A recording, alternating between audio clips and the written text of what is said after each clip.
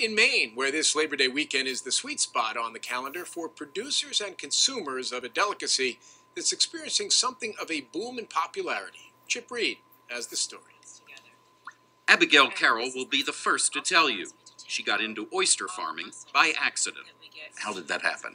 Well, let's just say it was a consulting project that went awry, but I wound up with the oyster farm in my hands, and I followed my father's advice and cowboyed up. I bought a pair of waders and got my hands dirty. The Maine native started None Such Oysters 5 years ago.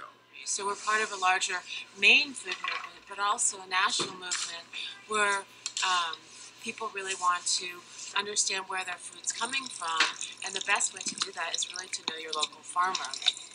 Carroll gives tours to teach tourists and locals all about oysters. Before one lands on a bed of ice, it takes up to 3 years to grow.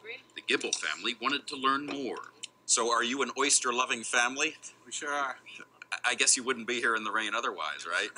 What are you doing now? Well, I'm chopping up a little bit of shallots to go in an impromptu mignonette sauce. You're making a mignonette sauce on this little boat. Well, we like to be a full-service tour here and offer many options. Not only do people love the taste, oysters are good for the environment. One adult oyster can filter up to 50 gallons of water a day. In Maine, where the water is cold and clean, oysters are thriving. In 1997, there were 4 oyster farms with 500,000 oysters. In 2013, there were 65 farms with 12 million oysters. We have a huge population that comes in the summer, and they all want to eat our oysters up here in Maine. After last winter's harsh weather, Carroll expects to harvest only about 50,000 oysters this year, but she's aiming for 200,000 next year.